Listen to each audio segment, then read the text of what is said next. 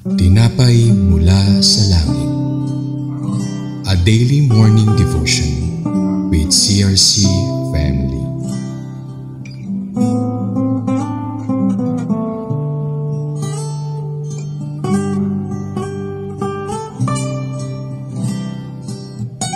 Isang mapagpalang umaga mga kapatid. Ako si Pastora Aida Tanap ng CRC Makati Mother Church. Samahan niyo po kami sa ating programang Tinapay mula sa Langit, ang pang-araw-araw nating devotion sa salita ng Diyos. Ngayong umaga ay matutunghayan natin ang ating pagbubulayan sa Deuteronomy chapter 13 verses 1 to 3. Ngunit bago po tayo magpatuloy, tayo'y dumako sa maikling panalangin.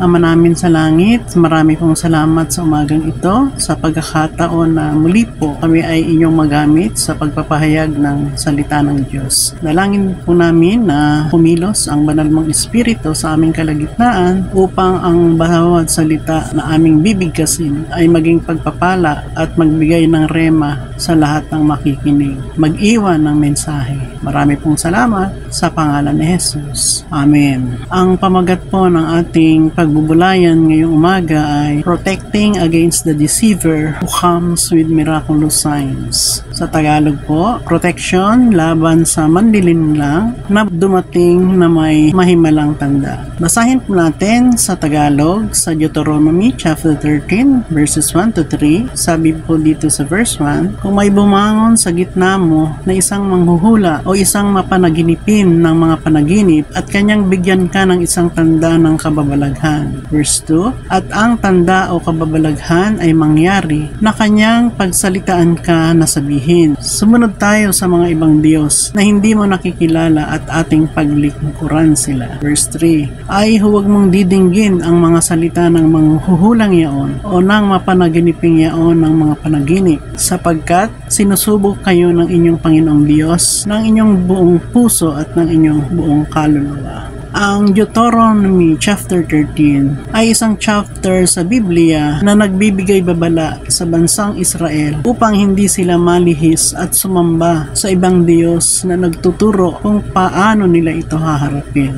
So ito po yung katanungan natin. Bakit po kaya nagbigay ng babala ang Panginoon sa mga Israelita? Si Moises po ang ginamit dito.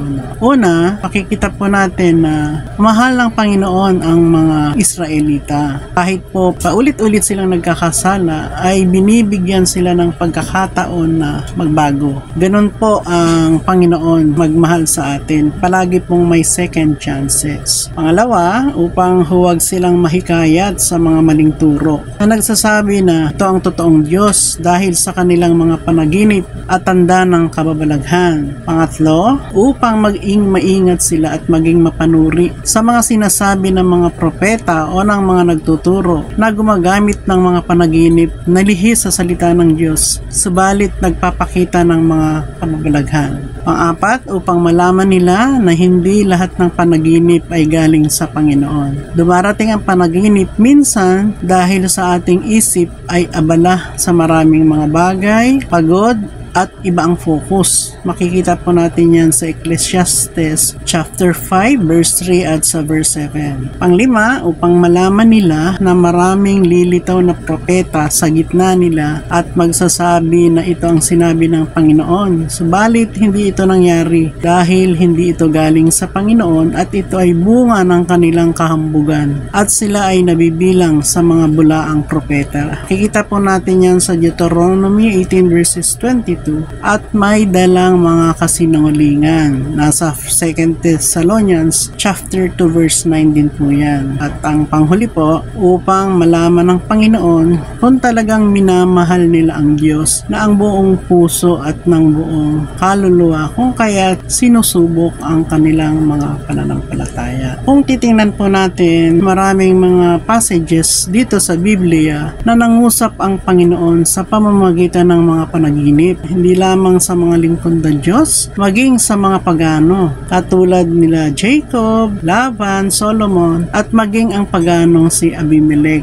So, ang Panginoon po ay nangungusap hindi lamang sa Kristiyano, maging sa mga hindi mananampalataya. Kaya ano po ba ang application natin sa ating kapanahunan ngayon? Ang pinakamahalagang bagay po na dapat nating tandaan ay maging maingat po tayo sa lahat ng ating napapakinggan, sa lahat ng ating naririnig. Mag-ingat tayo at maging mapanuri sa mga taong nakapaligid sa atin na nagsasabing ito ang totoo dahil sa mga kababalaghan at tanda na nakita nila sa panaginip upang mapaniwala tayo. Hindi lang po nakita nila sa panaginip, naranasan din po nila ito. Kaya ano po ang ating gagawin? Humingi po tayo ng tulong sa Panginoon at sa banal na Espiritu na magkaroon tayo ng discernment upang maprotektahan natin ang ating pananampalataya at huwag tayong malinlang. So yun po yung ating gagawin. Manalangin po tayo sa ating Panginoon, humingi ng tulong sa banal na Espiritu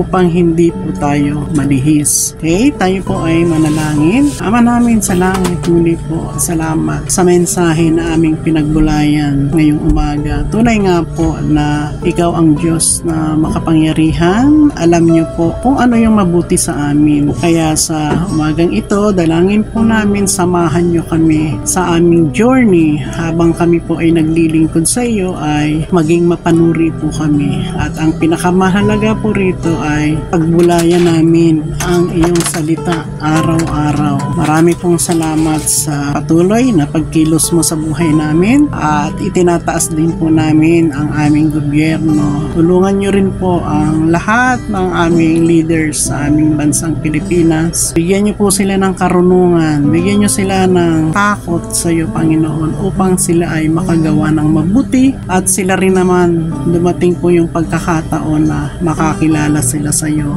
upang ang kanilang paglilingkod sa aming bayan ay naka-inline sa kalooban mo. Tulungan niyo po ang aming mga leaders na mamuhay ayon sa iyong kalooban. Marami pong salamat sa pangalan ni Jesus. Amen. Okay, marami pong salamat sa inyong lahat. Muli po, inaanyayahan po namin kayo na muli niyo po kaming samahan bukas sa ating programang Tinapay Mula sa Langit. Araw-araw po ito, every 5:30 po ng umaga. Samahan niyo kami palagi at tayong lahat ay mapagpala. Maaari niyo rin po itong i-share upang sa gayon ay marami pang makapakinig ng salita ng Diyos. Marami pong salamat. Magandang umaga po muli. Ito po si Pastora Aida Tanap nagsasabing magandang umaga sa inyong lahat. Purihin ang Diyos. Amen.